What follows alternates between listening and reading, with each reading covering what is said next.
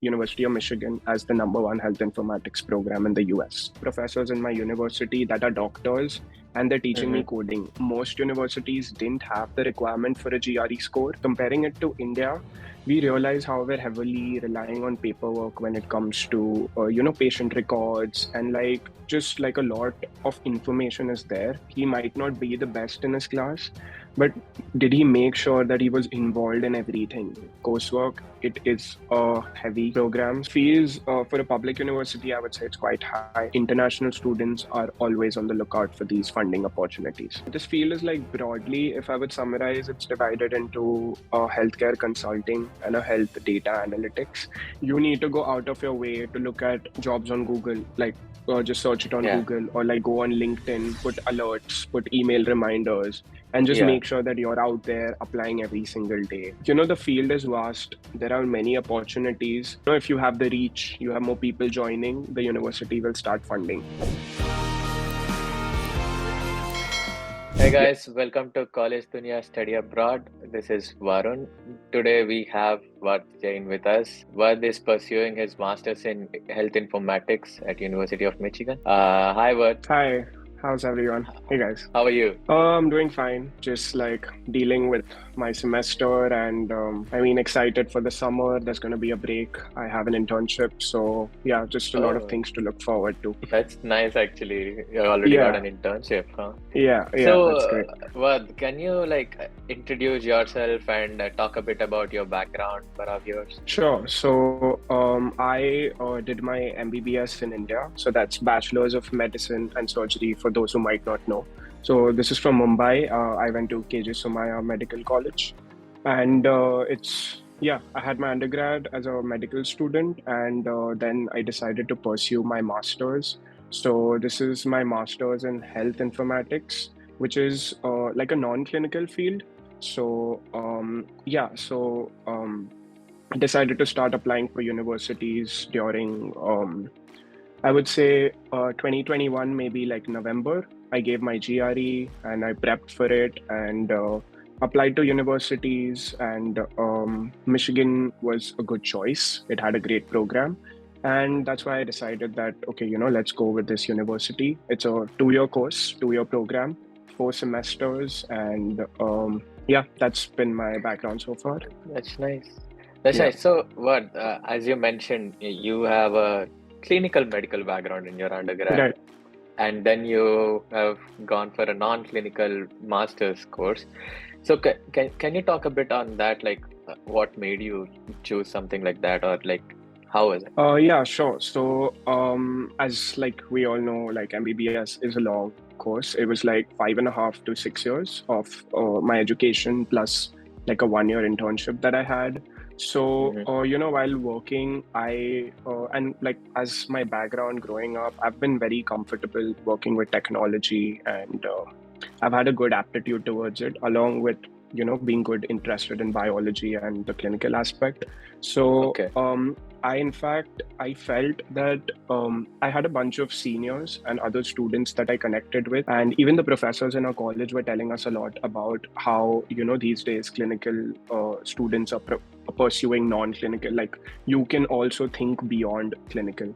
So Yeah. I was, speaking to a bunch of seniors. I read about this field. I realized how big the US is as as a country in this in this industry in health informatics.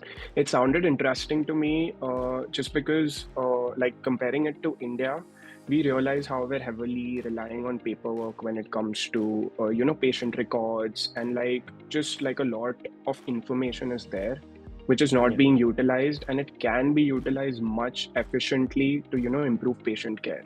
So this field, this is what it does. It incorporates a lot of technology into the hospital environment, and it trains individuals into how you can make that implementation better. And I felt this could be a right choice for me to pursue right now and gain this knowledge, especially when this field is booming, and become a unique individual in this field. And that was one of the reasons why I decided to take it right now. And because I felt it would supplement my clinical background well, maybe working in this field gaining some experience, and I still have my plans to pursue my MD or my residency. Oh, So interesting. Okay. that is a potential opportunity. And this also comes somewhere from I've interacted with individuals who have taken the same path, and Okay. some of them are professors. So like I have professors in my university that are doctors, and they're teaching me coding softwares. So Okay, that's interesting. yeah, Yeah. exactly. So, just to have this supplement, this combination of knowledge, I felt that, it could help me make a bigger impact in the field of healthcare is, one of the reasons why I decided to pursue health informatics. That's nice. Yeah. So, what was the reason that you chose University of Michigan? Like any particular reason? Yeah. So, do you want me to cover like all the universities that I've applied to, and I can use that as a Yeah, sure. reason? Actually, let's go that way. So, which other Sure. universities did you apply for, and how many admits you got, and Sure. then why did you choose University of Michigan? Sure. So I was applying for the fall of 22, and I started preparing my application somewhere around June, July 2021. I started with my prep for GRE, although most universities didn't have the requirement for a GRE score. But I felt that to enter this field, I somewhere, lacked some kind of a knowledge in terms of the technical aspects. So I felt a GRE score would help me boost my profile. So Okay. I prepared for the GRE, and I gave the GRE. I gave two attempts, and my first one was somewhere in October, and the second one, no, sorry, the first one I think was in September, and the second one was in late October. And Okay. meanwhile, I was also doing my search on which universities I wanted to apply to. So I applied to University of Michigan. I applied to Yale. I applied to IUPUI, that's Indiana University, and Okay. North Carolina Chapel Hill, University of Minnesota, and University of Utah. So these were So six universities. six. Okay. Yes. So I got an admit from all of them, and Okay. so this was just in like phases of when I received the admit. And so one of the primary, I was speaking to, connected with students from every university to ask them how the program is. And University of Michigan, what I realized, has the most well laid out health informatics program. They've started this program around 10 to 12 years ago. And just if you look at the university page of the program for health informatics, it is a very well structured program in terms of the courses they're offering, the opportunities that are there, the funding that is there. So, that was, and if you see, there are many websites that rank University of Michigan as the number one health informatics program in the US. So, Okay. Interesting. so that was one of my primary reasons why, and also when connecting to the current students, I received the best response from University of Michigan, like a student from University of Michigan. So that Okay. was my primary reason as to why I chose Michigan. That's Yeah, nice. That's actually interesting. So, as you mentioned, you've given GRE and I think you've given IELTS as well, I or gave the TOEFL. TOEFL. Yeah. TOEFL. Okay. So, Mano, what were your scores like in GRE and TOEFL? Yeah, sure. So GRE, I got a score of 314, and Okay. and TOEFL, I think it was a score of 106. Okay. So yeah. And when you were applying for University of Michigan, you had the GRE criteria, or No, they removed it? no. So it was just the So TOEFL. yes, they had basically they say that they do not believe that GRE is an adequate criteria to judge graduate students on the basis of admission. So that's why they Got it. waived it off.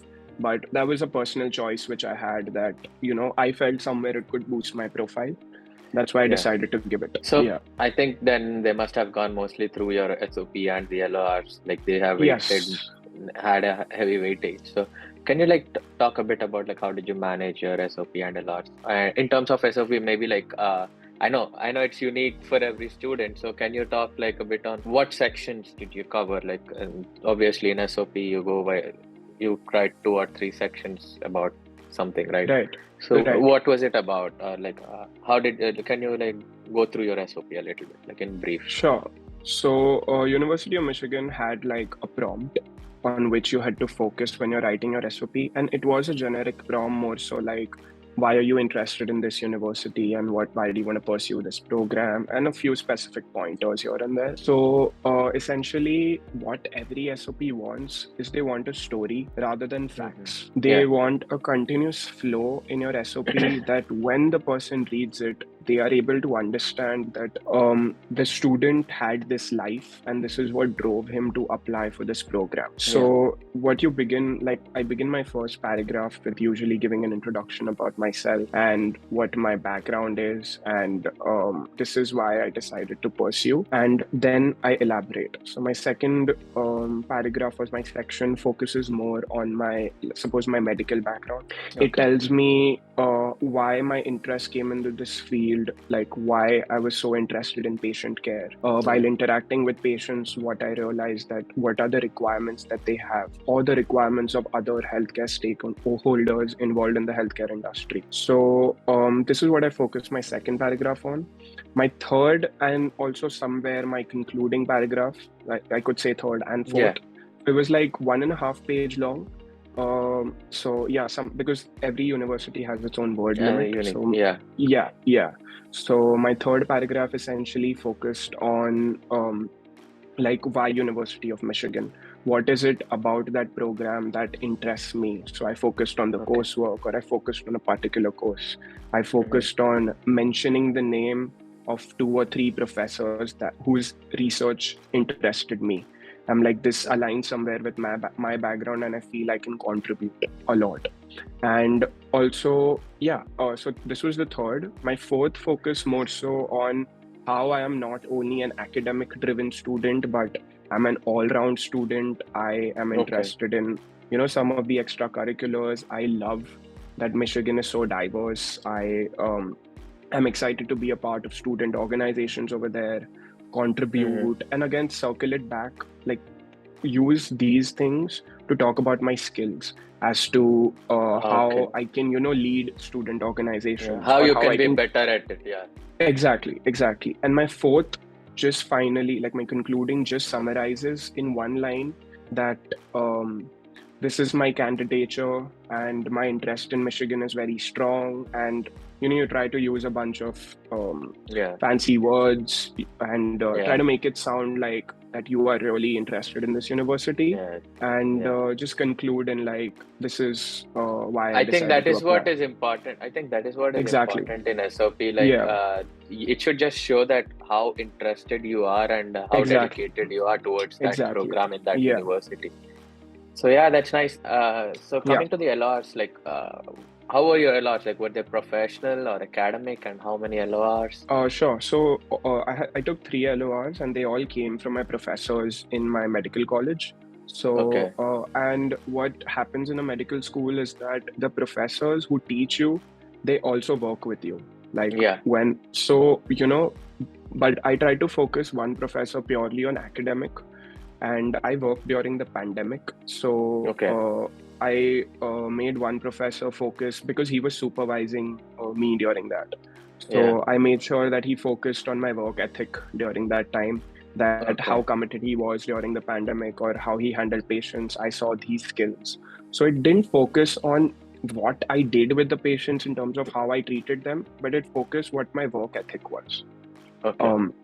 And same when it came to academics, like the focus is not more so on you just mentioned a line somewhere that he's always been at the top of his class and some things like that, but ideally you should like your LOR, when it's an academic, it should focus on how the student was in class more so, like was he attentive, was he active, even though he might not be the best in his class, but did he make sure that he was involved in everything? So this is somewhere the academics, and one was a mix of academic and professional, and one was from my dean. So my dean also has taught me, seen me work. So she also had like a combination of these skills. So that's nice. That's interesting. So can you talk a little bit about your current course structure? How's the course structure, and number of credits or the duration? Sure.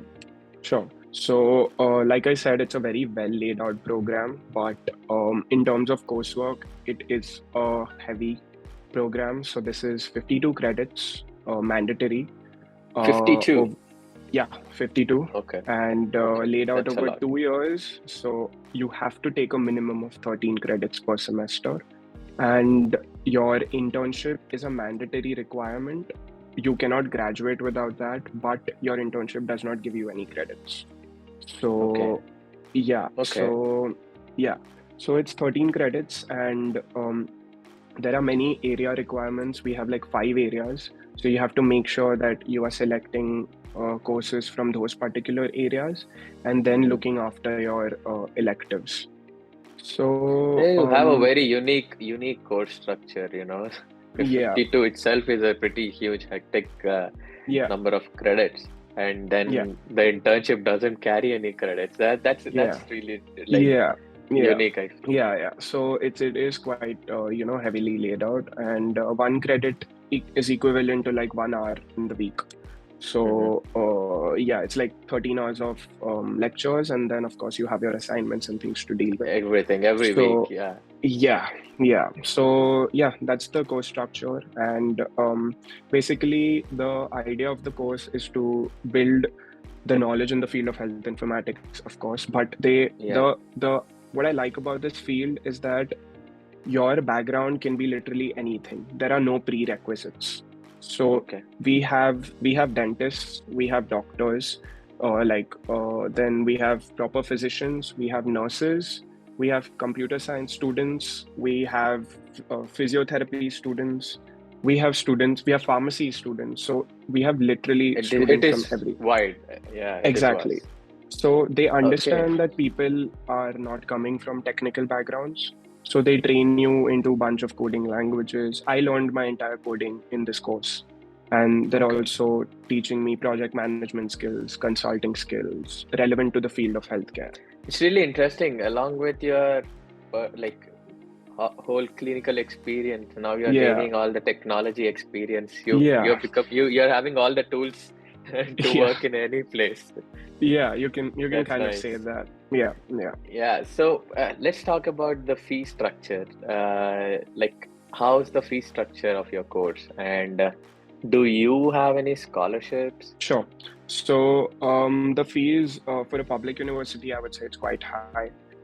It is 25 to 26,000 per semester. So you can Per do that into. semester? Yeah, And yeah. is it just the tuition? Oh yeah, this is just the tuition, and then you Yeah, have that's fine. $190 of an health insurance per month, and yeah, that's pretty much it in terms of the money I'm paying for the tuition fee. And I have secured a 35% scholarship. Okay. So yeah, so that's 35% of my tuition fee. So my semester fee comes down to around 18,000 per semester instead of Okay. 26. And this scholarship is like merit based or first come first serve? So they have a scholarship deadline of Jan 15th, after which, uh, so only the applications till Jan 15th are considered for the scholarship. So not Okay. first come first serve. Like they will. In fact, I applied on Jan 14th.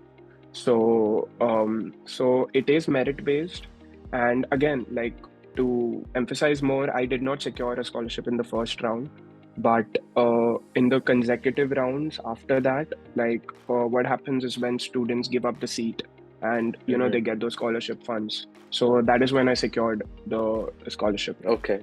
Yeah. There can So always it's be a chance, I feel. exactly. So it is a merit. It's a merit-based scholarship. Got it. So let's talk about teaching assistantships and research assistantships. So I know Yeah. that I think like you are already doing a research assistantship. Yeah. You, So actually, oh, sorry. Go ahead. yeah. So let's talk a little bit on that, and then I have a question for you. Sure. So in Michigan, the terms are different. So we call them GSI and GSRAs. So GSI is a teaching assistant. That's a graduate student instructor, and a GSRA is an RA, like a graduate student research assistant. What I am is actually my part-time job. It is not a GSRA. So I am working part-time at the hospital, like the cardiovascular hospital as a research assistant. So this is my part-time. This is not equivalent, like this is not waiving off my tuition fee or like giving me a stipend. I am Okay. getting, paid by the hour. But there are opportunities, many opportunities. You just have to be on the lookout for them. Like suppose for fall, if I'm applying the GSI, both the positions will open up in, let's say, March, April. As soon as you get an admit, you need to start looking out for them. And the disadvantage here, especially in GSRA positions, there are maybe like 1 in 10 master students that will secure it. It is always going to PhD students. Exactly. My question was related to that. So, do Okay. international students get these positions easily? Is it easy or a difficult one? Yeah. Because I've heard a lot that most of the universities prefer only the PhD students and very rarely a master student, and definitely Yeah. not an undergrad student. So, Yeah. So it doesn't have to do with the fact that you're an international student. It just depends on whether you're a master's or a PhD student. So okay. GSRAs almost always go to PhD students. When it comes to GSIs or TAs, the priority is PhD students. It's like a hierarchical order. So it is PhD students from the department you're applying to, PhD students otherwise, then master student in the department which they belong Okay. to, and then master student from other fields. So Okay. it is like an order, but so it is very competitive. So there And is a hierarchy. there is a hierarchy that exists. Not always. Sometimes you can get that edge by connecting with the professor, going out of your way and showing that why you are the networking. Yeah. That's right. And of course, you're going to learn a lot more about it once you're in the university, because especially if not the US students, but international students are always on the lookout for these funding opportunities. Yes. So, yeah. So, like, 29,000 a semester is really a lot of money. 26. Oh, yeah, But 26. I'm sorry. yeah, but that's still a lot. Yeah. Yeah, that's a lot of money. Yeah. So, But again, merit-based scholarships are a lot. So they give it in terms of 35%, 50%, and full scholarship. So, one of my friends has secured a full scholarship. So, like the opportunities are real. They do give it out. You just need to be at it, show that, just basically put in a lot of effort into your application. Reach out to professors or like mention their professor's name, and you can, But love to know any other questions. Yeah, exactly. I guess if you try, you can get it. Like just the effort that matters. Yeah, so you have mentioned that you are working part-time as a research assistant, right? So may I know like what is the salary that you're earning right now? So the minimum Michigan wage is $15 per hour that you would get in like most places. So like if you're applying to dining or something. And mine was that as well, but I negotiated it up to 17. So so that is my current right now, and I've been working since my fall semester. So it's $17 per hour right now. That's nice. I never knew that you could actually negotiate your salary when you actually, like I just brought that up because of my clinical background, and I felt I deserved more because I am working, like I already come with so much knowledge. So this is a clear example of it is very important to value your skills and negotiate according to that. So at least try to target. So start early for part-time jobs and try to target the areas where you know that you can do better. So is it like easy to get a part-time in your university or really difficult? I would say so. It's easy, but again, it depends on how committed the student is. There are many opportunities, I got the admit in March. In like April, and I was in the lookout for on the website by like May. I think I sent out around 30 applications, if I'm not wrong, and I heard back only from 2 or 3, out of which I just secured this one. So that's nice. So before you've come to the US, you already secured a partner. Yeah. So that is one way to go. There are many people here who, because a dining opportunity is quite easy to get. So many students come here and they take a dining job, and meanwhile they're on the lookout for other opportunities. Okay. So yeah, they work at dining and then they make a shift.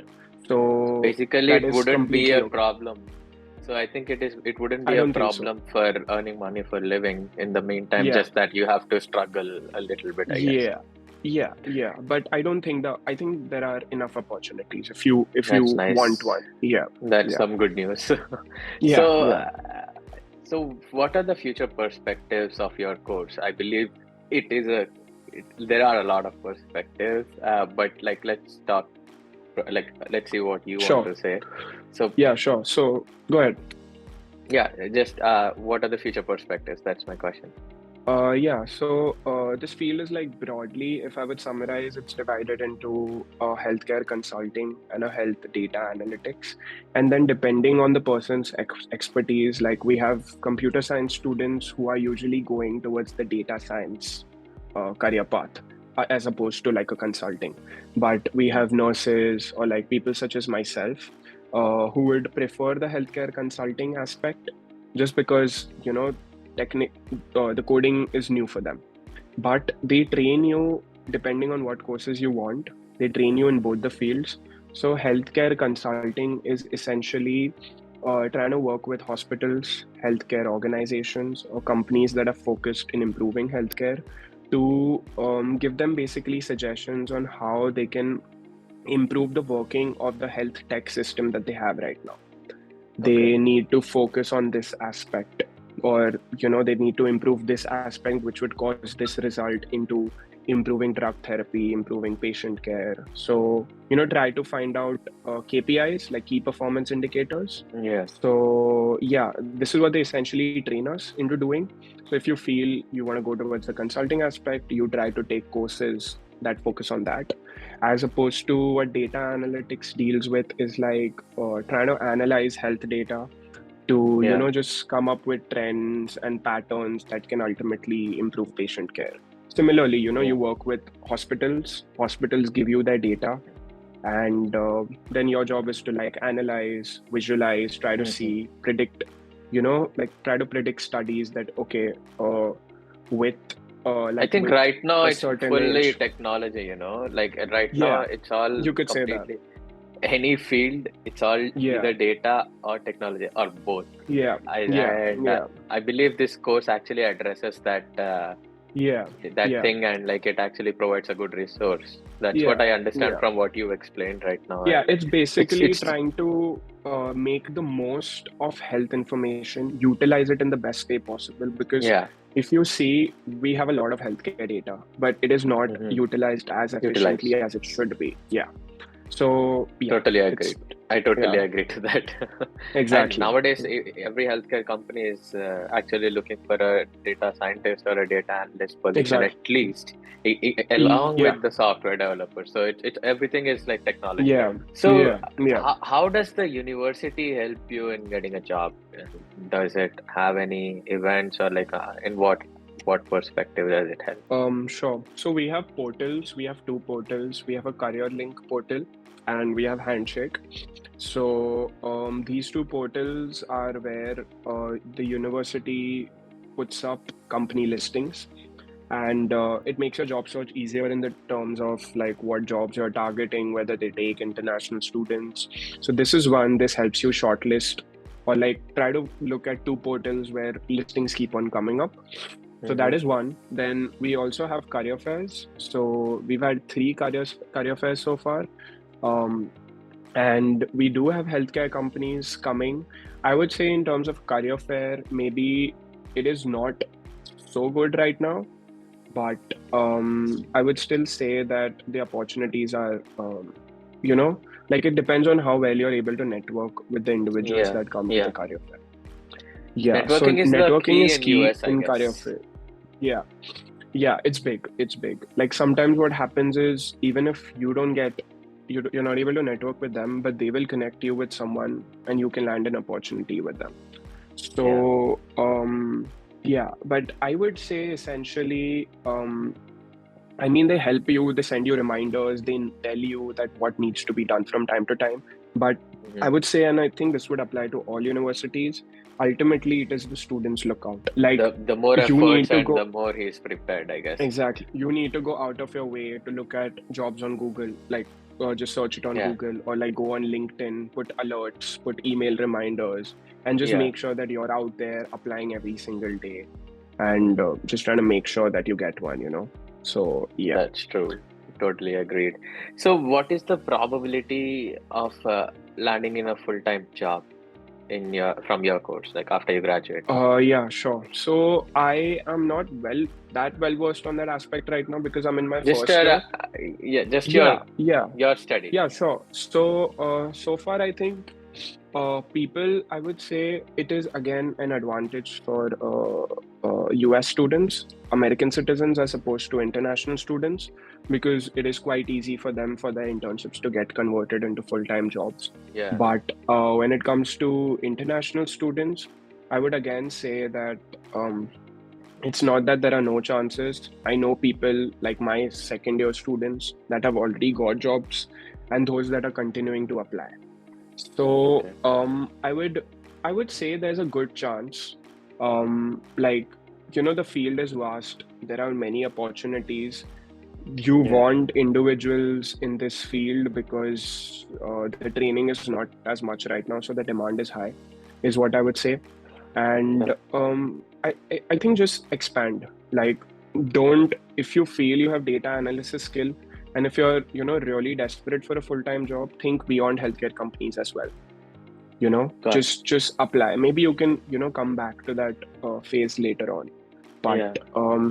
yeah, I would say it is a good chance. Like, Okay. yeah, but I guess I would know more once I am in Yeah, my yeah, I second understand. year. Yeah, So yeah. any idea on like what are the average salaries that you can expect once you land in a job after graduating from your uni?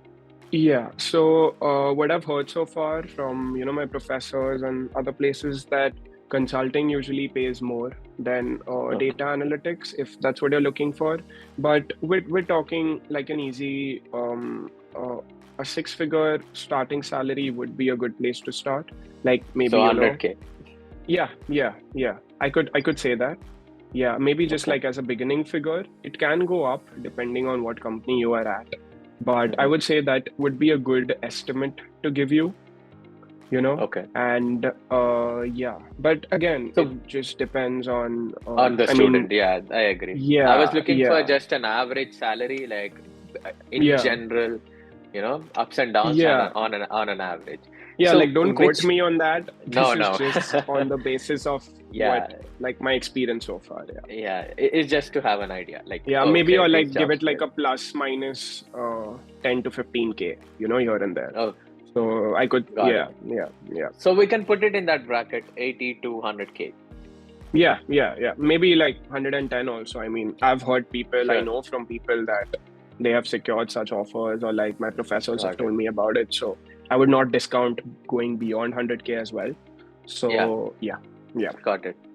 So, any idea like which companies really like very frequently hire from your university, from your course?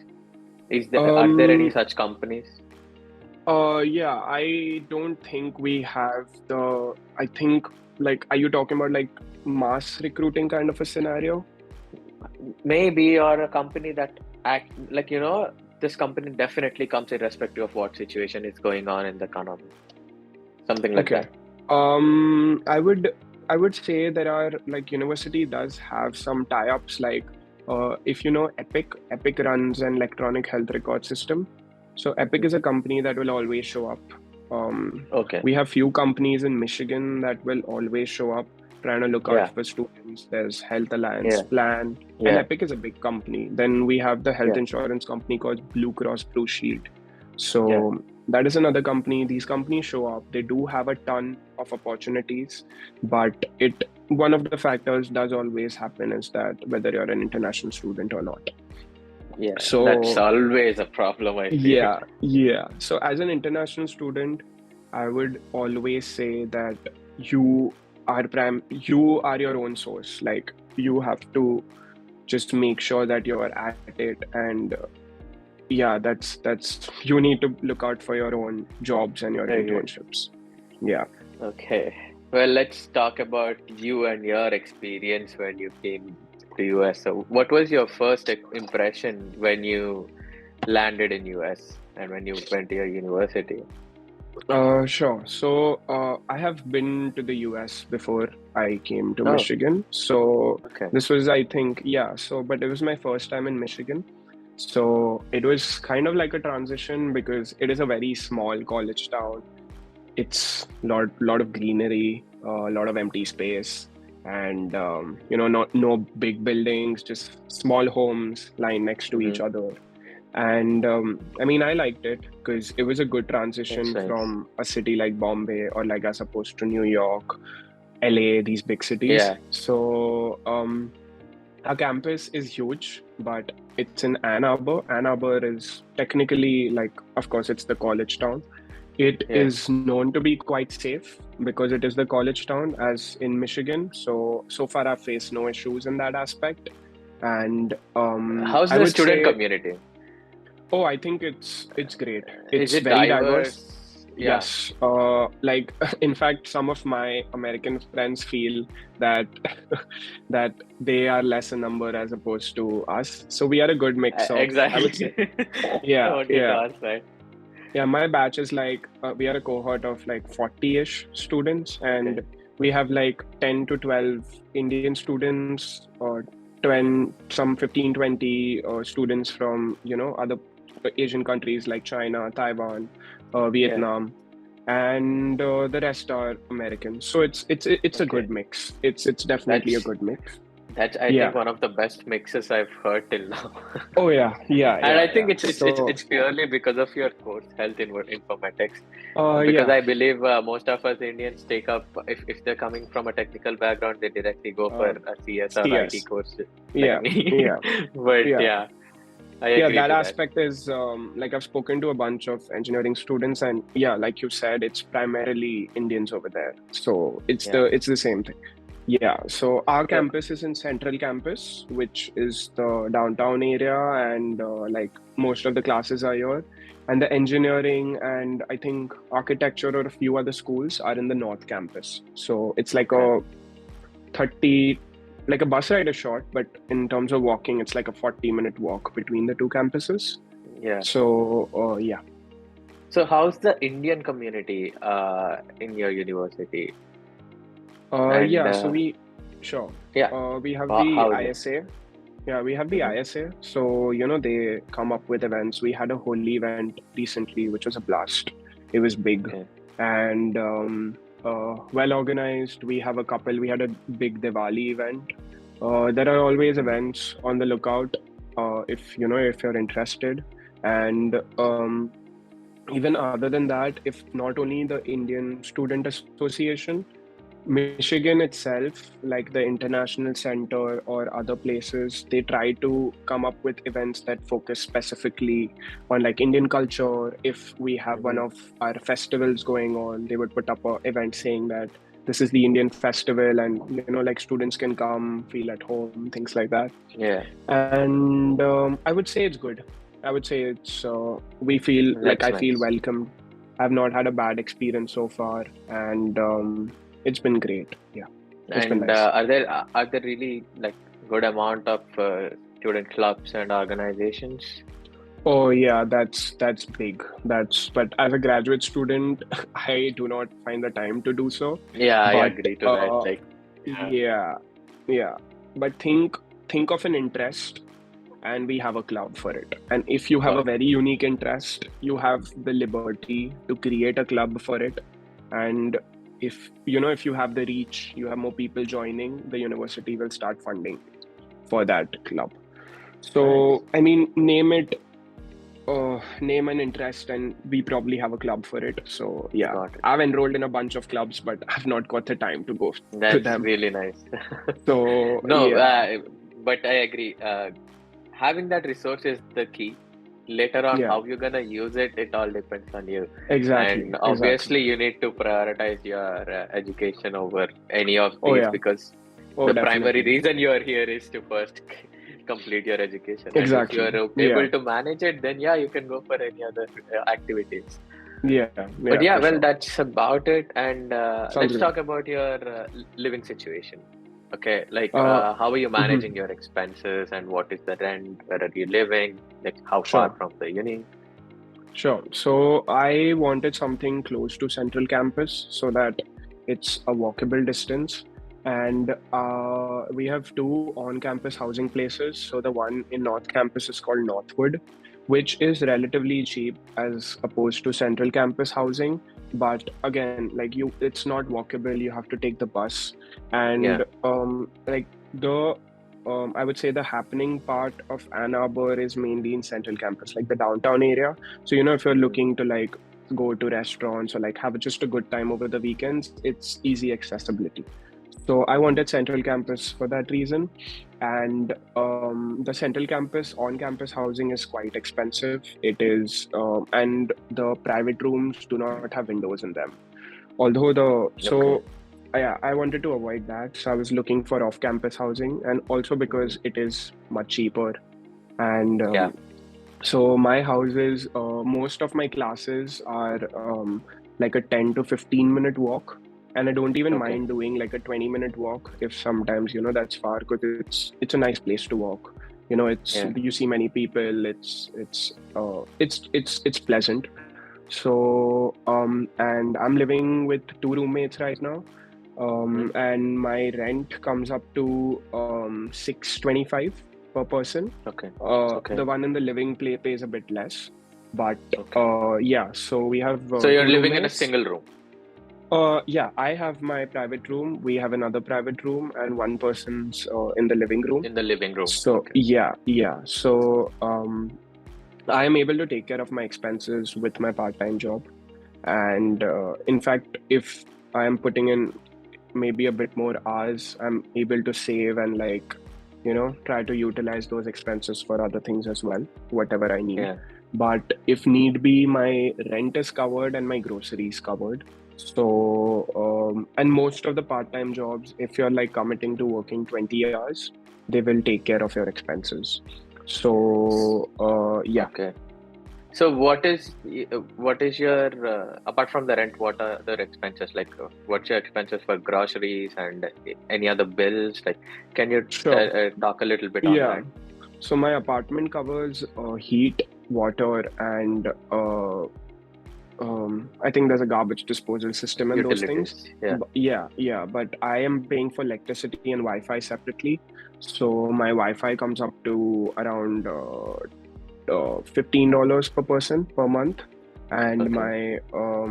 my electricity comes up to another $12 to $15 per person. So Okay. that's That's electricity and 30. Wi-Fi. Yeah, and other than that, on groceries, it's like how much you are willing to spend personally.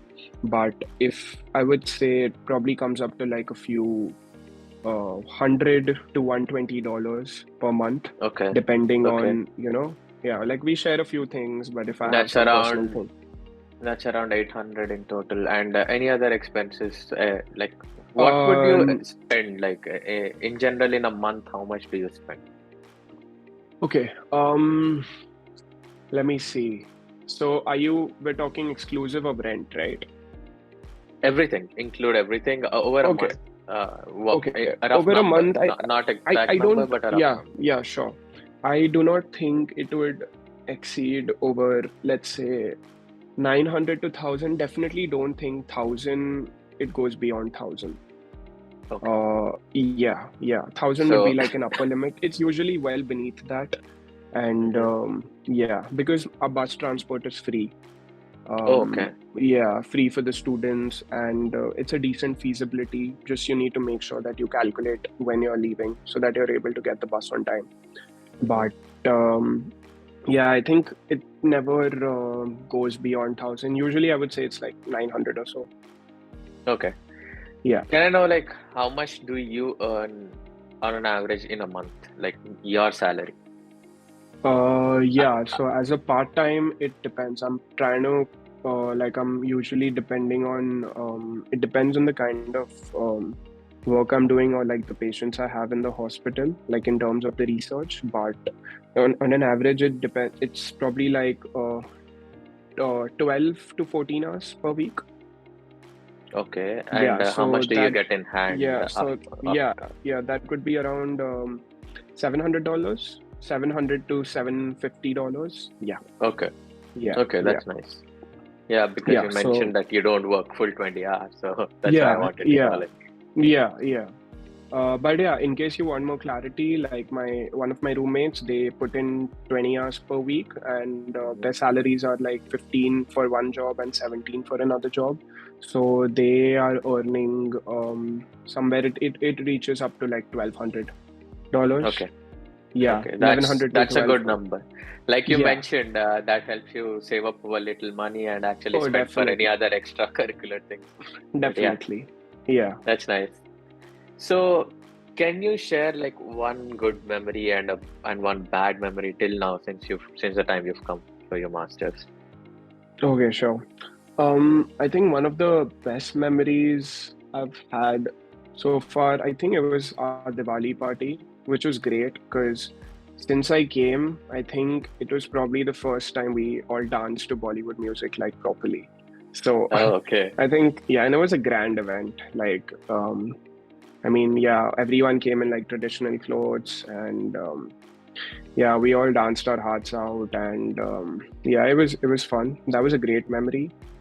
I think it And feels more special when you dress traditional in a foreign country and exactly, it actually does. represent your culture to the It does. foreigners. It does. It does. Yeah, So, that's I would consider a good experience yeah, too. yeah. So, what is So, a bad experience? let me think of it. So a bad experience is, I would say probably this semester. I could have taken a lot more on my plate than I had anticipated. Hmm. So I am struggling with the workload quite a lot this Okay, semester, but I'm trying to make it work. okay. So, it's not like that big of an issue, but like yeah, I'm like sacrificing on a few things here and there to just make sure that, So it's I a try to get hectic the, time you are having. yeah, yeah, you could say that. You could say that. So, yeah, that I would say is like a bad experience, but yeah, I'll make it happen. But Yeah, yeah, those are some meaningful experiences. I would yeah, actually so consider the same. So, okay, so what do you have any advices for the viewers who are planning to pursue their masters at your university? at Michigan specifically. Yeah, or US, like any advices for the people who are planning to pursue study abroad? Sure. So, conduct conduct your university research quite well. Don't go just on the name of how big the universities is. Make sure you know how well the program is as opposed to how big the name of the university is. That would be like, I get it. I mean, everyone is appealed by the rank of the universities, and I'm sure like a difference between a 10 rank university and like 100 or 150 is big. But if it is like, I mean, Michigan is, I don't know, I think it's somewhere 22 or 21 overall rankings. But look at the respective programs as opposed to the overall ranking of the university, because I think that is one Mhm. factor most students get attracted to. Yeah. And yeah, look at the tuition fees if you know what is comfortable to you financially, and start early on whatever aspect you think you're applying to. If it's university, if it's GRE, just start early. Reach out to people, connect on LinkedIn, reach out to students from that particular university in your course, Hmm. reach out to professors, show your interest. Um, Attend all those online sessions of that university that they have before you come to the university.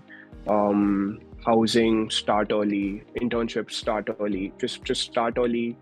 And yeah, I think that would be some of the advice, So, because like, yeah, I did start early on some aspects, but somewhere I would still feel okay, I should have picked, because even yeah. though you would end up getting those things, but it would be a stressful period, and you don't want Hmm. that unnecessary stress. So if you start early, make sure you go like in small blocks. Like try to achieve like little things at a few time, as opposed to Yeah. like doing all of that things together. I think that So will make the job easy if you go that much way. easier. Yeah, and Yeah, you'll well, get that your was, results. You'll get your results early. So yeah, yeah. Well, that was really some good advice that you've given there. sure. And yeah, it was really nice talking to you. And Yeah, it was thank you great. so much for Sure, sharing your experience and, taking out time for this. sure. But yeah, it's been great. I'll be happy to it'll be great if this video reached out to like people and it helps even one student, just in any Yeah, way. yeah. And yeah, I mean, anyone can connect with me if they feel the need to, in terms of in the field of health informatics, or just particular advice. I'll try my best to reach out and help them. So yeah, I guess definitely there will be people interested because it's a really sure, unique course, I feel.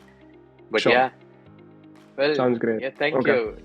Yeah, Yeah, thanks, bye-bye. Varun. Thank you. Bye-bye.